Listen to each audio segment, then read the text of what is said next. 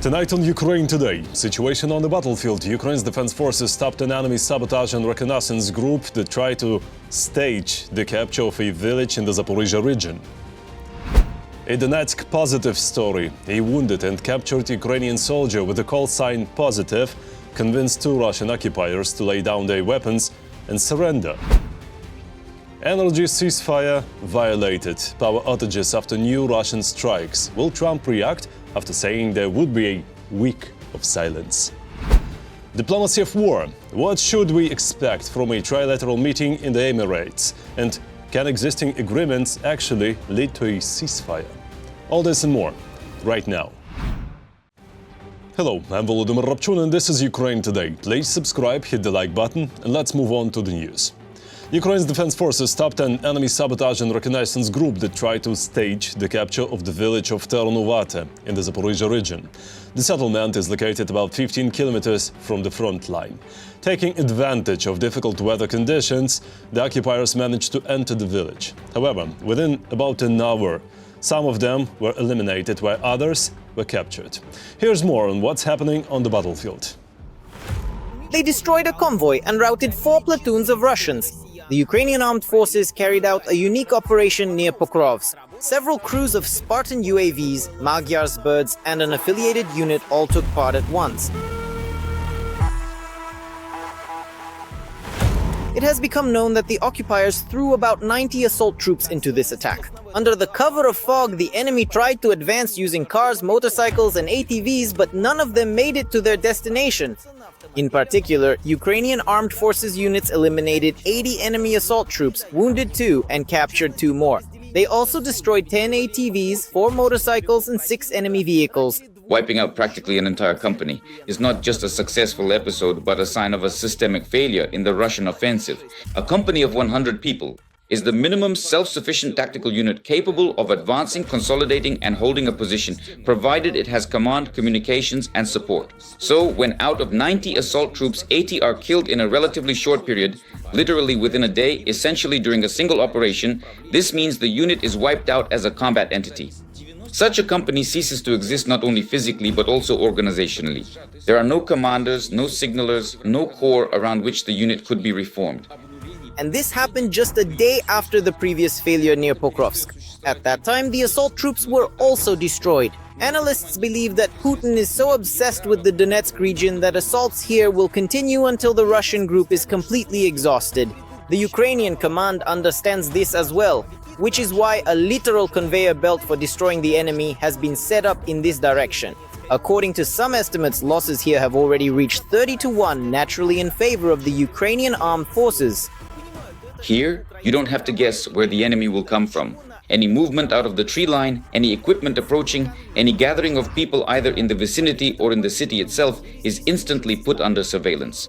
Drones see everything, in fog, in snow, in ruined buildings. Cover doesn't work, speed doesn't save you, and armor gives no advantage. That's exactly why attacks by the aggressor look the same here. An attempt to speed up, a partial advance, instant losses, the unit falling apart, and then a cleanup from above. Experts say that another hotspot in Donbass in recent days has been Lyman. The enemy hasn't achieved success there but is making colossal attempts. There are fierce battles going on there. They are trying to seize new positions, concentrate in the forests, and then move across rivers, now so to speak over frozen bodies of water in winter to advance further. But we are holding our positions there because the enemy's plan is to encircle from the north, from Lyman, and from the south. Such attacks are, according to the enemy's plans, a way to capture Kramatorsk and the entire Donetsk region. But they are not succeeding. Also in the Donetsk region, the Ukrainian armed forces managed to advance near Kostiantynivka. Geolocated video from January 31st confirms the success of the defense forces north of Yablunivka. In the Kharkiv region, our defenders' advance is also being recorded in the northern part of the settlement of Nesternaya, which is northeast of Kharkiv, according to the Institute for the Study of War.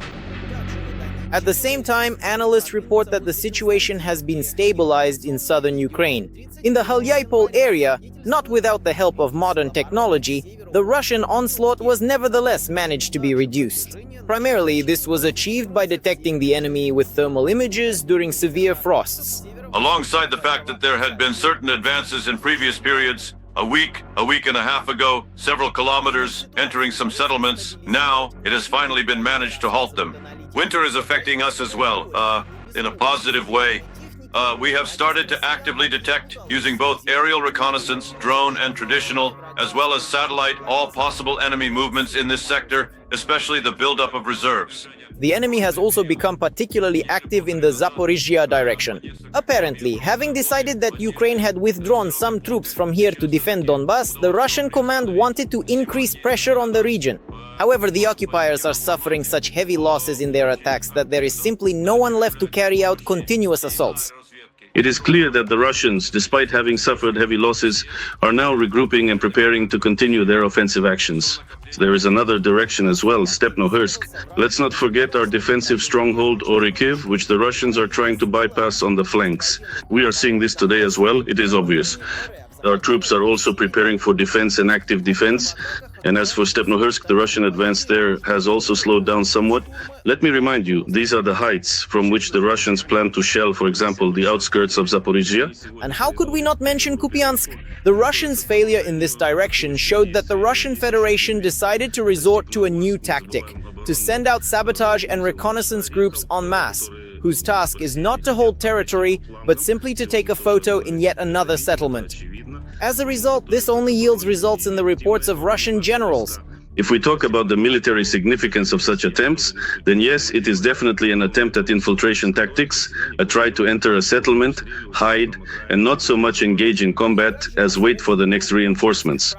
Because there are quite a lot of these groups, the enemy tries to keep the defense forces constantly on edge with these waves to build up their presence, and then essentially to attempt an attack, because for now the Russian army still has enough cannon fodder. However, as December and now January of this year have shown, the losses are increasing, and specifically the number of killed in action is rising. And some unexpected good news for our military has come from the United States. Elon Musk's company SpaceX has begun actively fighting against the use of Starlink by Russians, as reported by the advisor to the Minister of Defense on Technological Matters, Serhiy Flash Beskresnov. He noted that he cannot publicly disclose everything that has already been done, is being done, and will be done in the future. However, Beskresnov says that all these actions are aimed at one goal: to protect Ukrainian military personnel and civilians, as well as infrastructure facilities, from the threat of strikes by Russian UAVs. In January, Russia occupied almost twice less territory than at the end of 2025, according to Deep State. At the same time, the drop in assault activity was minimal, only about 4%. About 33% of all assaults were concentrated in the Pokrovsk direction. Second comes the Gulay-Pole direction, with 21% of all attacks. Next are Konstantinivka, 12%, Liman and Oleksandrivka, 8% each. Over the past day, Russia lost at least 850 occupiers killed and wounded. As a result, total Russian losses since the start of the full-scale invasion now amount to 1,241,530. In the last 24 hours, Ukraine's defense forces also destroyed 2 Russian tanks, 1 armored combat vehicle, 25 artillery systems and dozens of other pieces of enemy military equipment.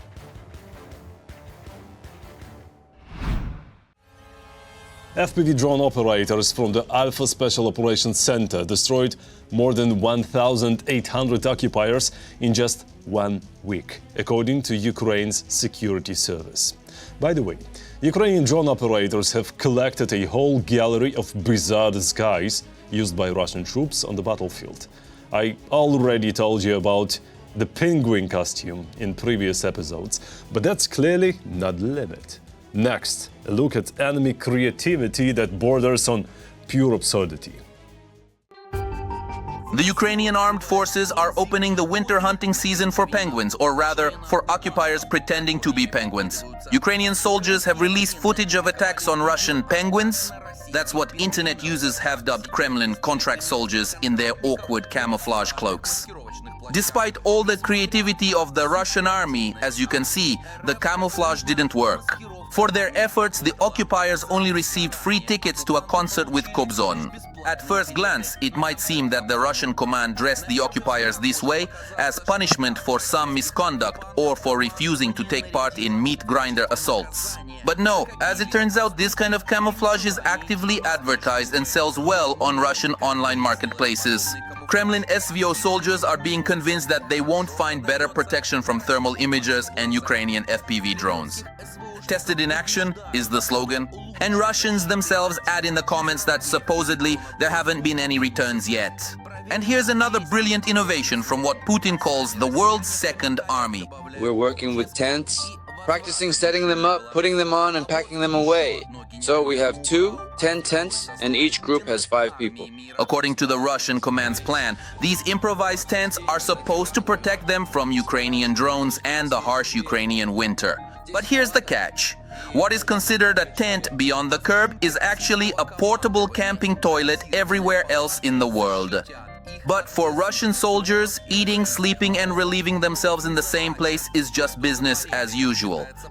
On the left, penguins from Madagascar. On the right, penguins from Vorkuta.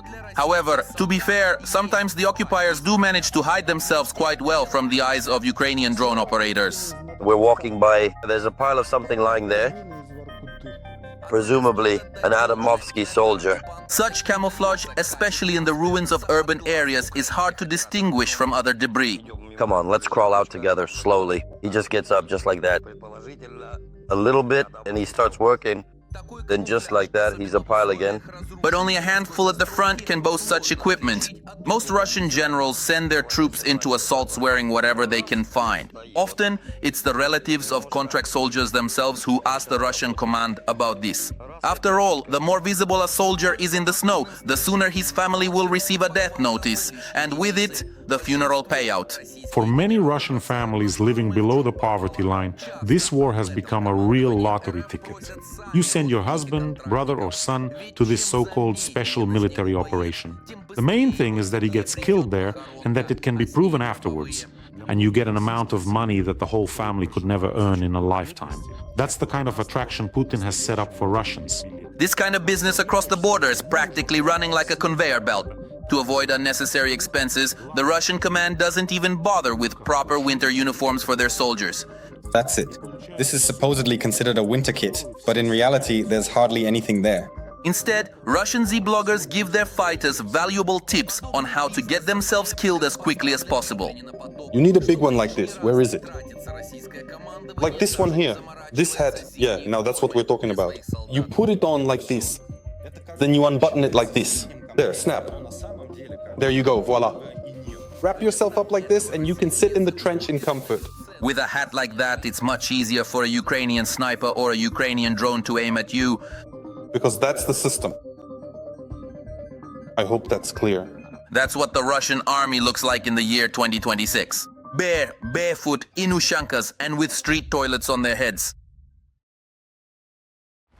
Ukraine is fighting for freedom. Support independent Ukrainian journalism so we can keep telling the truth about Russia's war. Click the link in the description to become our sponsor. Now is a perfect moment to subscribe to the channel, like this video and share it. Thank you, and glory to Ukraine.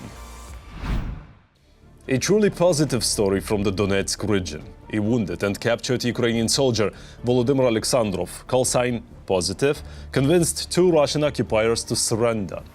This was reported by TSN journalist Andrei Tsaplienko. According to available information, the Russians, one of them wounded, were abandoned by their own comrades. Ukraine's defense forces evacuated the Ukrainian soldier and 1 captured occupiers. The second Russian soldier died from his wounds. Near Pokrovsk, a swarm of FPV drones saved Ukrainian soldiers from capture. The footage shows 4 Ukrainian fighters surrounded by a Russian sabotage group. Strike drones were launched, disorienting the enemy and allowing our soldiers to escape. Some of the occupiers were also eliminated. Ukraine has accelerated the development of its domestic defense industry, because diplomacy, which we will return to shortly, is good, but diplomacy combined with strength is better. Next, how Ukraine's defense industry is working today. The mass production of strike and reconnaissance drones, naval unmanned vehicles, artillery, and missiles has transformed Ukraine from an importer of weapons into a full-fledged manufacturer of modern arms. Ukraine is launching serial production of its first ballistic missile. Ukraine is developing a universal missile system based on the HIMARS principle. Ukraine has launched serial production of Octopus interceptor drones. A Ukrainian company has developed ground-based robotic systems equipped with electronic warfare modules. The Ukrainian defense industry has made a leap that just a few years ago seemed impossible. Ever since the beginning of 2022, Ukraine has consistently demonstrated and showcased such an extraordinarily high and impressive level of creativity and ingenuity that none of our partner countries ever could have previously anticipated or expected from us. We have shown just how inventive and creative we can be in achieving dominance at sea, even without having our own fleet or flotilla, yet still ensuring complete control over the Black Sea thanks to maritime drones. Today, long-range capability has become a priority, and drones of various types are the foundation of the defense industry. This is exactly what Ukraine is betting on. 110 billion for drones. Ukraine has tripled its production. It is precisely through drones that Ukraine compensates for the shortage of missiles and achieves parity with Russia in the air. And in fact, for now, sophisticated unmanned aerial vehicles remain the dominant means of striking, even when it comes to extensive long-range capabilities. That is to say, long-range drones, specifically long-range strike drones, remain the most dominant force, and comparing them to traditional missiles or any other means of attack is for now not entirely fair or scientifically accurate. As soon as we finally reach the stage of large-scale mass serial industrial production of advanced missile weaponry, of course the overall strategic situation will change significantly. And this is the key change in the war. Russia no longer has a technological monopoly, even in the air. And again, we shouldn't forget about the sea, which Ukraine can control even without a navy. And it's all thanks to maritime unmanned systems. The use of Magura has inflicted over $500 million in losses on the Russian fleet, according to Ukrainian intelligence estimates. Together with other platforms, particularly Sea Baby, this system has complicated the enemy's presence and basing in the Black Sea. On December 20th, 2025, Ukraine and Portugal signed a joint statement on partnership in the production of maritime drones. And this is yet another significant change. Today, partners are not just supplying weapons, but are entering into joint production. Ukraine and Portugal have agreed to jointly produce naval drones. The Czech Republic's largest defense company is launching ammunition production in Ukraine. Ukraine and Britain will launch production of interceptor drones to combat suicide bombers. But let's get back to the range. Drones is not the only argument in this matter.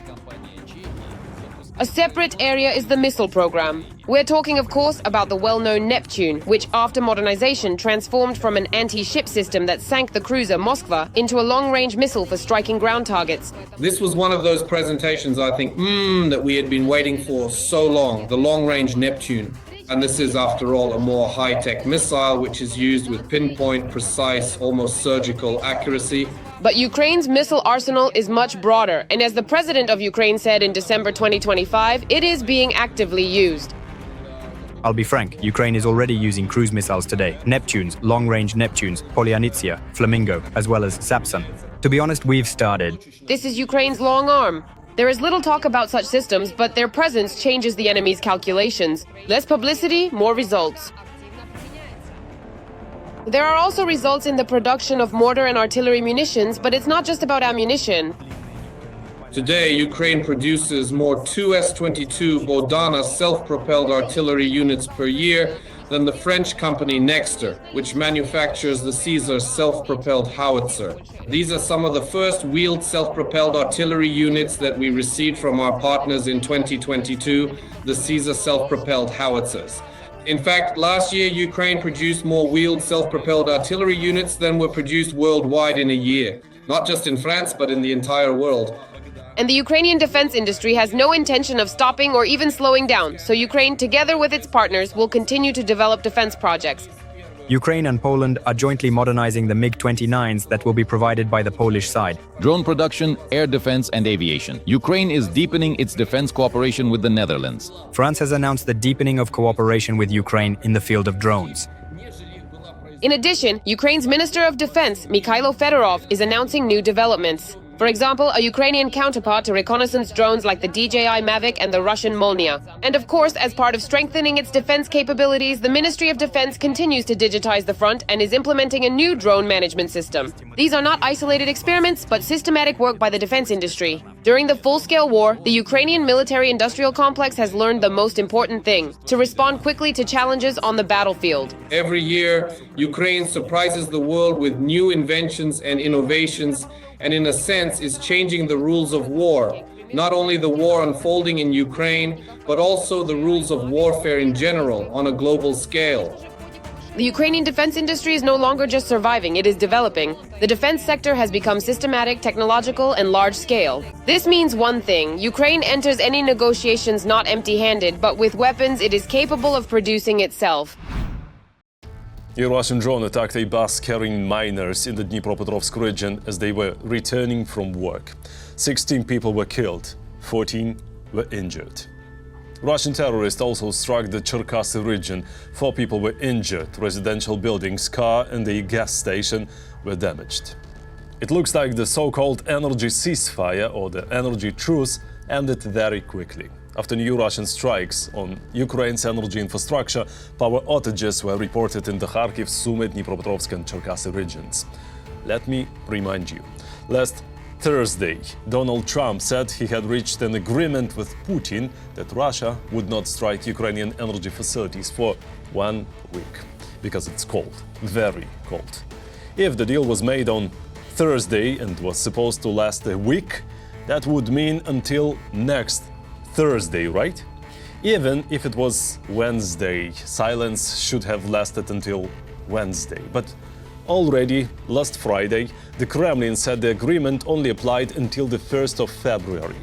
That's noticeably earlier than next Wednesday or Thursday. So, what do you think? Did Donald Trump mix something up, or did the Russians once again fool him?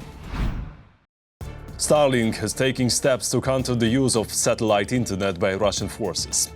Unverified terminals are being disconnected from the network. A quick reminder, Russian troops install Starlink equipment on their drones. Such UAVs are resistant to electronic warfare systems and their accuracy is significantly higher. And finally, a bit of diplomacy. A trilateral meeting in the Emirates is scheduled for the Wednesday and Thursday, according to President Volodymyr Zelensky. He also noted that February is expected to bring serious foreign policy activity.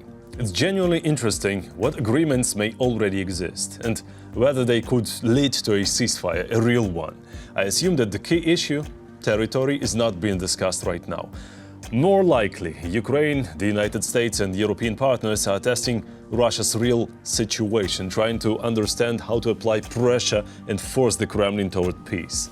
That said, I wouldn't rule out discussions about possible additional Ukrainian concessions in exchange for real, concrete security guarantees.